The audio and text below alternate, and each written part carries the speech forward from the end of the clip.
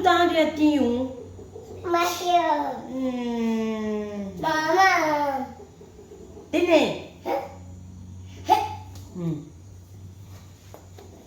Salam majuan. Nah, di Bapak Turah Rasulina, semoga kita semua sehat, tidak kekurangan satu apapun, dan masih bisa bersyukur dalam keadaan apapun. Amin. Adik pula, adik. Hai bilang. Hai semua bilang. Mau dati.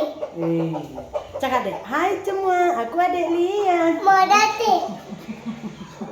Boleh. Mau dati. Tak boleh. Oke, hari ini kita mau masak sup ikan. Terus nanti kita buat sambal. Mana? Saya kurang sehat pemirsa. Mana? Selalu hujan kan. Mana?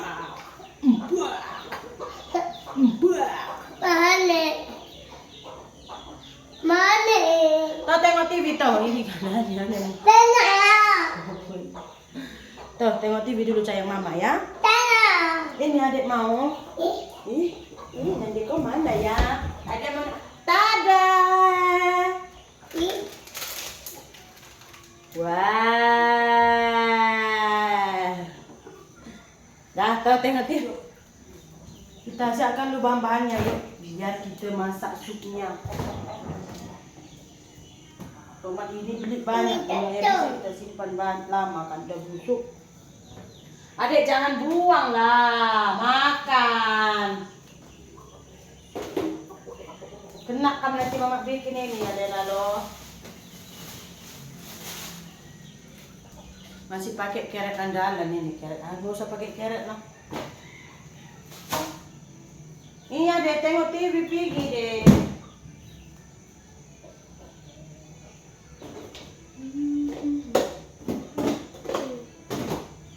Ya, ini kita goreng dulu ikan masnya. Nah.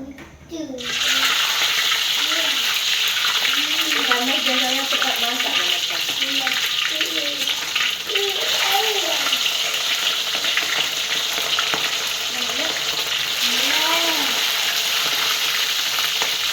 Lalu deh, nanti kena deh.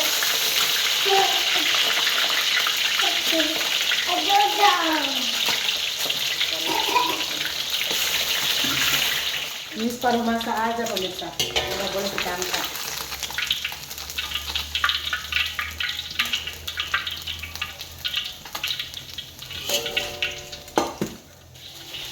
Masak segini itu cepat aja, apalagi ikannya udah kita goreng, nanti masukkan bumbunya. Blender pas masak bumbunya udah siap. Mau urus anak-anak lagi. Semalam udah ditengok suami saya, video saya itu yang saya bilang saya nggak lagi review sisanya. Kalau semalam itu saya cut yang video makan kami itu sebenarnya. Sebab dia marah. Buat malu saya satu dunia deh, kalau semua orang tahu deh. Sebenarnya hal-hal rumah tangga sebenarnya tak perlu memang kita ceritakan di YouTube ini, betul tak? Cuman karena penonton saya ini jenis yang suka sangat mengada-ngada. Misalnya kalau misalnya dalam video nampak saya tak macam biasa dengan suami saya, komennya nggak di channel saya aja, komennya di channel adik-adik, adik ipar saya, kakak saya. Sri dengan ini macam ini kok, tengok macam ini, tengok macam gitu. Jadinya apa-apa harus diinfokan. Gitu. Lagi juga terlalu banyak sebenarnya informasi yang saya baca itu kalian terlampau menyudutkan saya tanpa nggak tahu kebenarannya. Nah contohnya gini. Saya tengok sehingga makin kurus di Indonesia. Iyalah, lauk pun tak pernah masak macam ini. Dia pun masak ikut tekak dia. Macam mana dia suka macam itu dia masak macam itu. Semuanya nyalahkan saya aja gitu. Enggak masalah sebenarnya. Cuman kalau misalkan saya cakap macam ini jangan buat terkejut ya kan. Tengok dia macam tak suka tinggal di sana, begini begitu, entah apa saja lah macam ahli tafsiran semua yang nonton gitu. Makanya semalam saya bilang aja dan pula nanti di citra buruk pula perempuan Indonesia. Itu yang saya pikirkan pemirsa. Karena dulu juga kawan-kawan suami saya itu banyak yang bilang begini, jangan percaya perempuan Indonesia, nanti dia bawa kamu ke Indonesia, lepas itu dia halau, apapun kada dapat kamu, udah habis kalau dia halau ini itu bla bla bla bla bla gitu.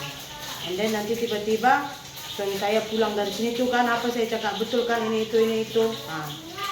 Last nanti misal ada lagi laki-laki Malaysia mau kawin perempuan Indonesia, tak payah.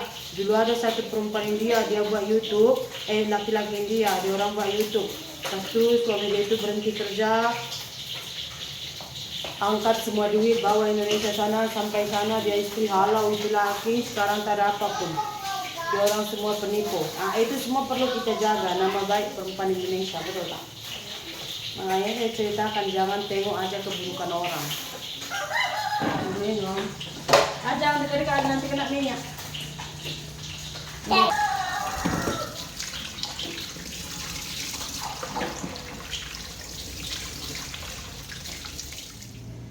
Jadi itu yang perlu saya jaga pemirsa.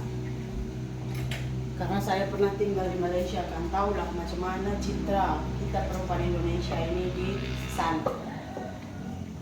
Jangan sampai nanti gara-gara ini pula jadi buruk perempuan Indonesia. Itu makanya semalam saya ceritakan. Sebenarnya kalau kalian tengok juga beberapa hari ini itu, saya dengan suami saya itu nggak kurang aku sih sebenarnya. Hanya saja saya berusaha untuk menutupinya di video. Karena yang ngapain juga kita nunjukkan masalah kita atau orang juga nggak peduli, betul tak? Saya berusaha menutupinya. Kalau kalian tengok tuh kadang-kadang saya pergi bawa anak saya, pernah anak saya sakit, saya pergi dengan di tengah. Sebenarnya di situ sudah ada masalah. Terus namanya insting perempuan itu kuat loh. Apalagi insting seorang istri itu kuat. Sebenarnya waktu belum ketahuan juga saya ada feeling suami saya itu nggak betul. Ada feeling. Tengok dia itu yang kalau misalkan mau keluar itu beria-dia sekali. Uang dia minta tuh udah nggak macam biasa gitu. Kata betulkan ini, kata betulkan itu, tak ada duit juga habis gitu. Sebenarnya di situ saya udah feeling sekali. Cuma namanya perempuan, kita masih lagi ketepikan.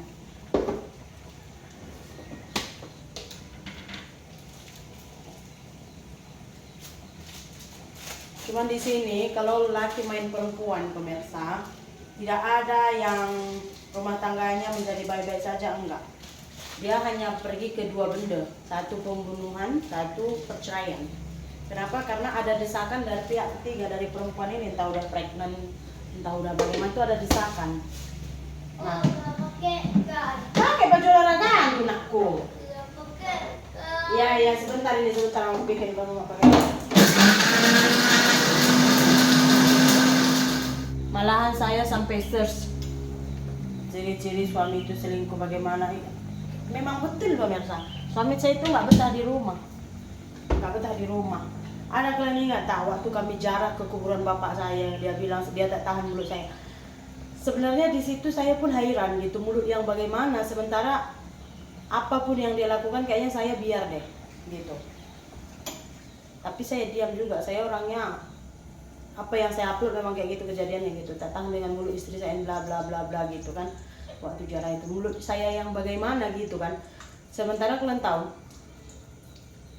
dia macam berbuat apa pun saya oke je, tak ada apa pun saya marah.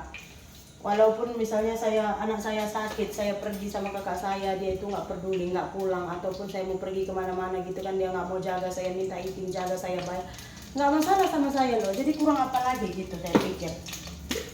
Jadi ada istilah yang memaafkan tapi tidak melupakan, betul pemirsa.